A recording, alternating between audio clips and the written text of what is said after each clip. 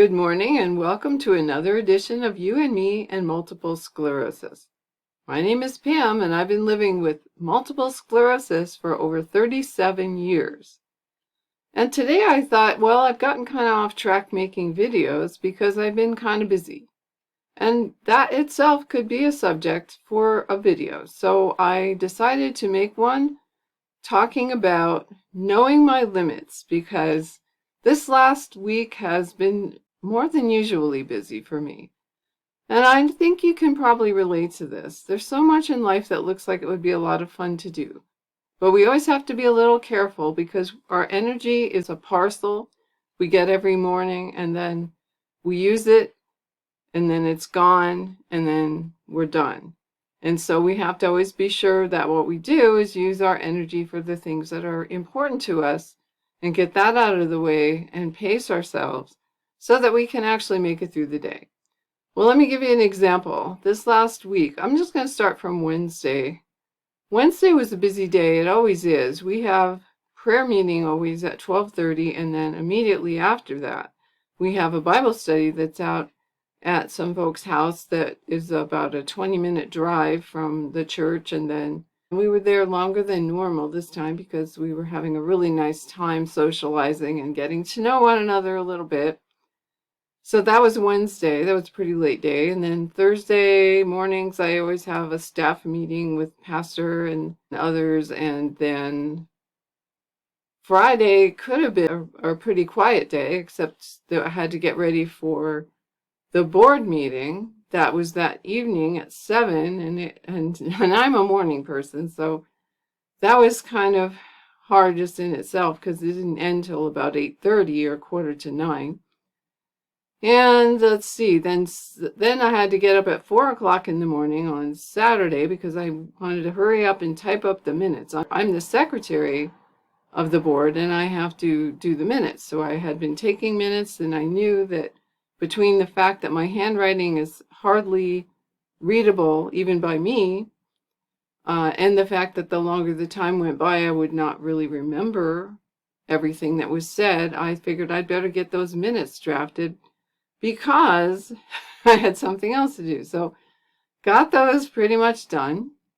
And then we had to get the car ready because we were in the parade for community days in our town. And we were driving our pastor and his wife. They were in the back seat throwing candy during the parade, and we were in the front. I didn't drive, of course, my husband did, but that was a lot of fun. And happily, weather was somewhat cooperative. It was sunny and it did get warm, but it was only in the 80s. Since then, we've been hit with a heat wave, and it's probably going to hit 100 today. The last 2 days have been really hot, but Saturday wasn't too bad. Although I did get pretty toasty, and I was really grateful for the sunscreen, because I think I would have been a lobster otherwise. It was a convertible, as you can see from the picture. And no, I'm not the one driving, but my husband's taking the picture, and I thought, well, it would probably look less silly if I move over like I'm driving. And it was kind of fun to sit in the driver's seat anyway. It's sort of nostalgic for me. Okay, so that was Saturday. And then Sunday, I taught adult Sunday school. And then there was the worship service. And then I taught young adult Sunday school. So that made it kind of a longish day. And of course, in between all this, there was preparation for all these things.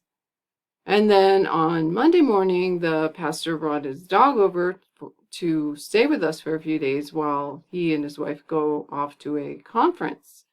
So that's kind of our week. That's how it's been.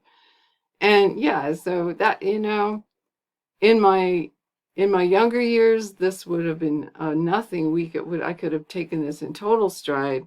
But now I have to be more careful with my energy. And I know you can all relate to that.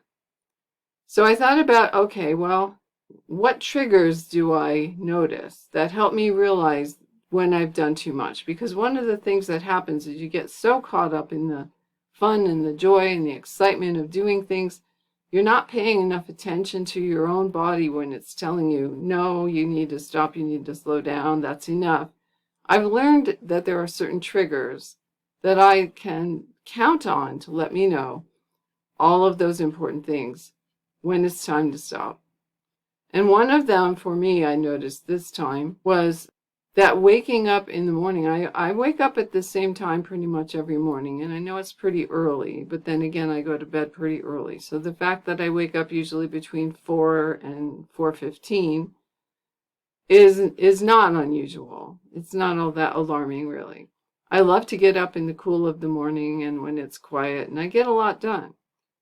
But this morning when I woke up, I woke up at my normal time, but I just couldn't make myself get up. And so I didn't even get up until 5, which for me is pretty slug-like. It's not like me at all.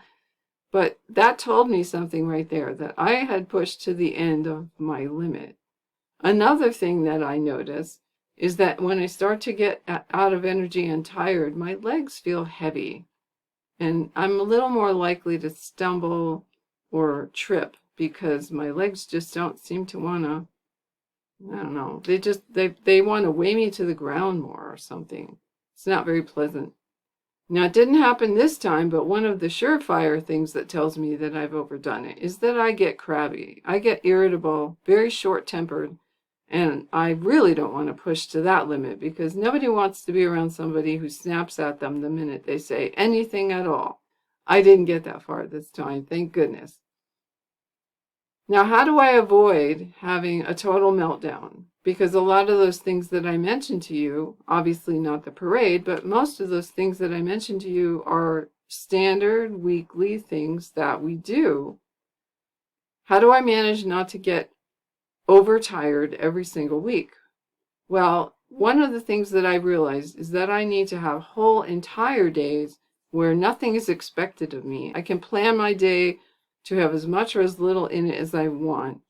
And for me, that has become Mondays and Tuesdays. I really just don't plan on doing anything those days if I can avoid it. Sometimes, of course, it's not avoidable, but I do the best I can. That enables me to function and to do the things I think are really important, or the things that I really was looking forward to doing, without getting so overtired that I pay for it. And nobody likes that, right? Nobody likes to think, okay, I'm going to do this today, but boy, am I going to feel horrible tomorrow. So watching for those signs that say, you've done enough, don't keep pushing. Very important. And I would be really interested to know, what are the triggers that you have? What are the signs that your body gives you that say, all right, that's it. You need to rest. You need to back off. Because I think they're probably similar, but they're probably unique to you. That's the interesting thing about multiple sclerosis, is no two people have exactly the same symptoms or the same course or the same signs that help them tell when they're getting tired. It's all up to each individual person, I think, to navigate life the best they can with this interesting, baffling, frustrating condition. Well, that's about it for today. I think I better rest because one of the things that I try not to do on a schedule is these videos, because even just the pressure of knowing that it's Tuesday, therefore I have to do a video, would stress me too much. I think you can probably relate to that. Well, anyway, take really good care of yourself, and I'll see you again in my next video.